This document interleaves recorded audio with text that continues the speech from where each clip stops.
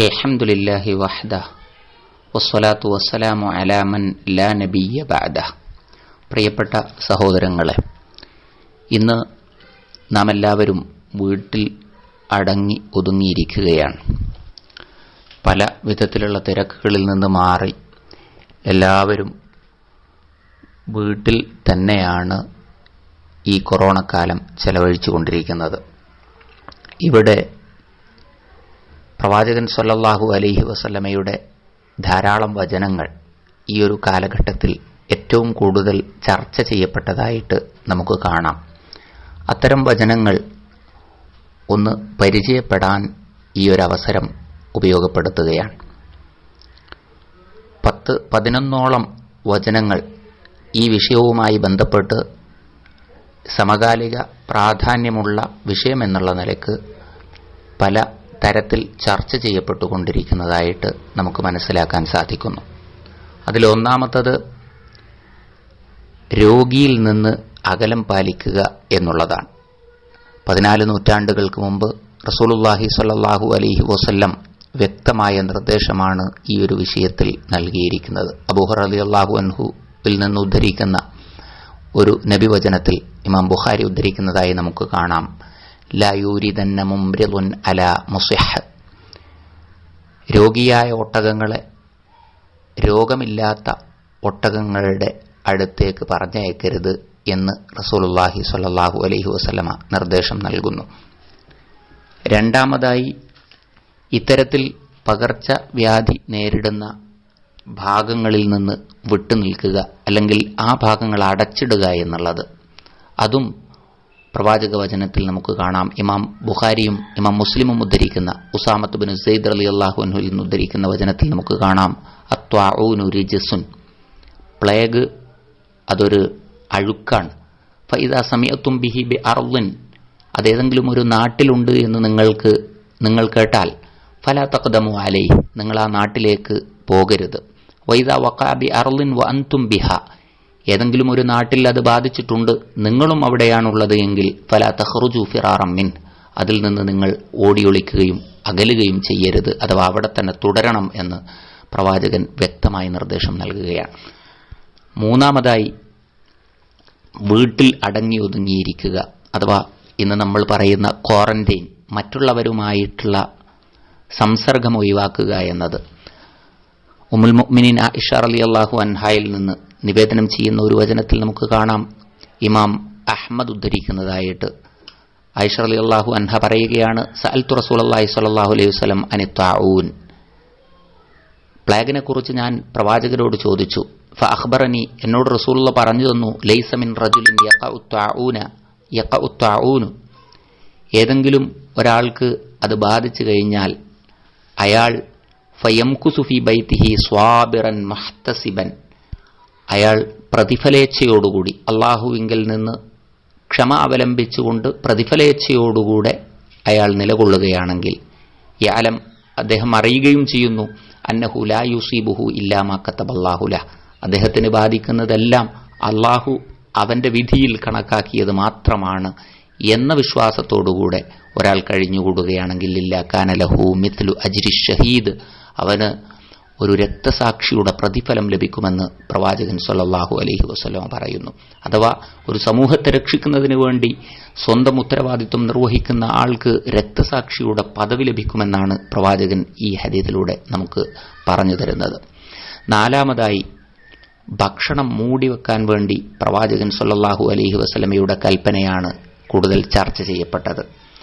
ജാബിർ ഇബ്നു അബ്ദുല്ലാഹ് റളിയല്ലാഹു അൻഹുവിൽ നിവേദനം ചെയ്യുന്ന ഒരു ഹദീസിൽ കാണാം, റസൂലുള്ളാഹി സ്വല്ലല്ലാഹു അലൈഹി വസല്ലം പറയുന്നതായിട്ട് ഞാൻ കേട്ടു, ഖത്തുൽ ഇനാഅ, നിങ്ങൾ ഭക്ഷണപാത്രങ്ങൾ മൂടിവെക്കുക, വഔകുസ് സിഖാഅ, അതേപോലെ തന്നെ കുടിവെള്ളം വെച്ചിരിക്കുന്ന പാത്രങ്ങളും നിങ്ങൾ മൂടിവെക്കുക, ഫഇന്നഹു ഫിസ്സനതി ലൈലതൻ യൻസിലു ഫിഹാ വബാ, കാരണം കാലഘട്ടത്തിൽ ഏതെങ്കിലും ഒരു രാത്രിയിൽ ഈ പകർച്ചവ്യാധികൾ ഉണ്ടാകുന്നു.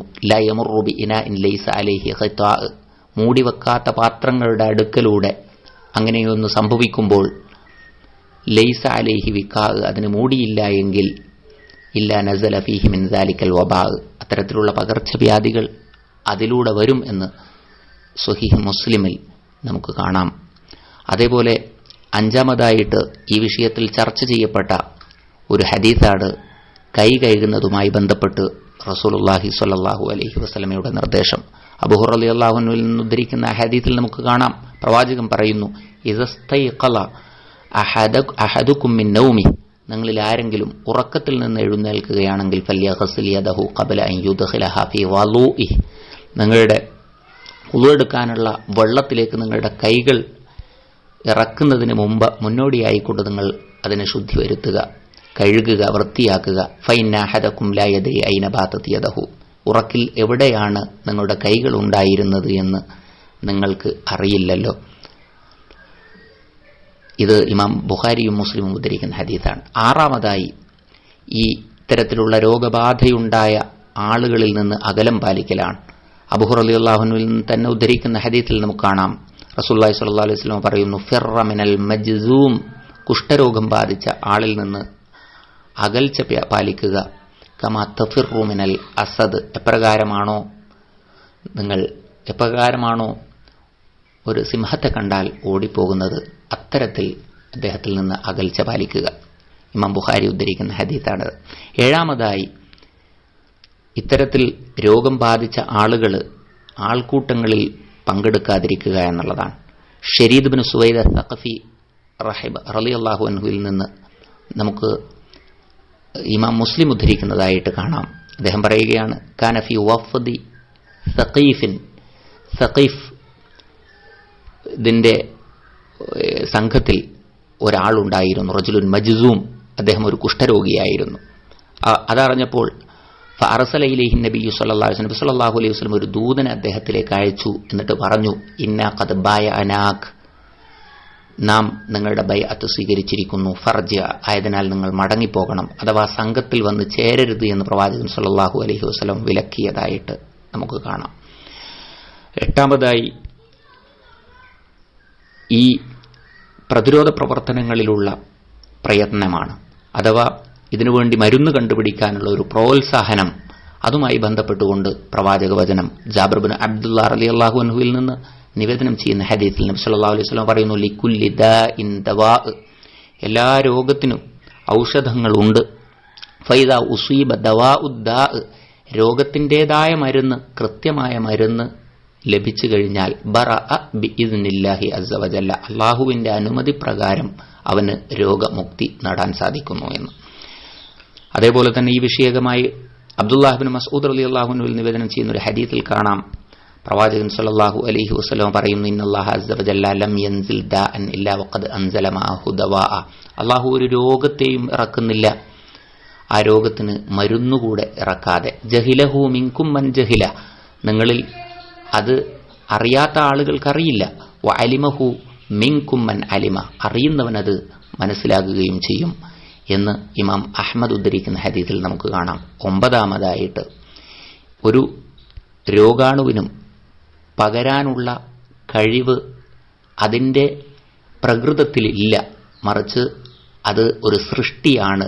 ആ സൃഷ്ടിക്ക് സ്വമേധയാ ഒരു അപ്രമാദിത്വം നൽകാൻ പാടില്ല. ഈ വിഷയത്തിൽ പ്രവാചകൻ പറഞ്ഞു, ലാ അദ്വ വലാ തുയറ, പക്ഷിശാസ്ത്രം അതേപോലെ തന്നെ പകർച്ചവ്യാധിയും ഇല്ല, അതിനെ നിഷേധിക്കുകയാണ് റസൂലുള്ള. എന്നിട്ട് അപ്പോൾ ഒരാൾ പ്രവാചകരോട് ചോദിക്കുകയാണ്, അനിൽ ഇബിലിസ് സ്വഹീഹ യുഹാലിതുഹാൽ ബൈറുൽ അജ്റം, ഒരുതരം ചൊറി രോഗം ബാധിച്ച ഒട്ടകത്തെ ഒരു രോഗവുമില്ലാത്ത ഒട്ടകങ്ങളുടെ കൂട്ടത്തിലേക്ക് കടത്തുമ്പോൾ എല്ലാത്തിനും ചൊറി രോഗം ബാധിക്കുന്നതായിട്ട് കാണുന്നുവല്ലോ. അപ്പോൾ പ്രവാചകൻ സ്വല്ലല്ലാഹു അലൈഹി വസല്ലം അവരോട് ചോദിച്ചു, ഫമൻ അദൽ അവൽ, അങ്ങനെയാണെങ്കിൽ ആദ്യം ചൊറി രോഗം ബാധിച്ച ആ ഒട്ടകത്തിന് എവിടെ നിന്നാണ് പകർന്നത് എന്ന്. വളരെ ചിന്തോദ്ദീപകമായ ഈ ചോദ്യം നാം മനസ്സിരുത്ത് വായിക്കേണ്ടതാണ്.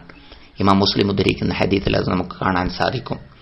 അതേപോലെ 10ാമത്തെ വിഷയം, ഇത്തരത്തിൽ രോഗം ബാധിച്ചുകൊണ്ട് മരണപ്പെട്ടാൽ അയാളുടെ അവസ്ഥ എന്താണ്? അബൂ ഹുറൈറ റളിയല്ലാഹു അൻഹുവിൽ നിന്ന് നബി കരീം സ്വല്ലല്ലാഹു അലൈഹി വസല്ലം പറയുന്നു, മൻ ഖുതില ഫീ സബീലില്ലാഹി ഫഹുവ ഷഹീദ്, ആരെങ്കിലും അല്ലാഹുവിന്റെ മാർഗത്തിൽ കൊല്ലപ്പെടുകയാണെങ്കിൽ അവൻ രക്തസാക്ഷിയാണ്. വമൻ മാത്ത ഫീ സബീലില്ലാഹി ഫഹുവ ഷഹീദ്, ആരെങ്കിലും അള്ളാഹുവിന്റെ മാർഗത്തിൽ സ്വമേധയാ മരിക്കുകയാണെങ്കിൽ അവനും രക്തസാക്ഷിയാകുന്നു. വമൻ മാത ഫി ത്വാഊൻ, ആരെങ്കിലും പ്ലേഗ് രോഗം ബാധിച്ചുകൊണ്ട് മരിക്കുകയാണെങ്കിൽ ഫഹുവ ഷഹീദ്, അവനും രക്തസാക്ഷിയാകുന്നു. വമൻ മാത ഫിൽ ബത്തുൻ ഫഹുവ ഷഹീദ്, ആരെങ്കിലും വയറ് സംബന്ധമായ ഉദര സംബന്ധമായ രോഗം ബാധിച്ചുകൊണ്ട് മരിക്കുകയാണെങ്കിൽ അവനും ഷഹീദാണ്. ഇമാം മുസ്ലിം ഉദ്ധരിക്കുന്ന ഹദീസാണ്.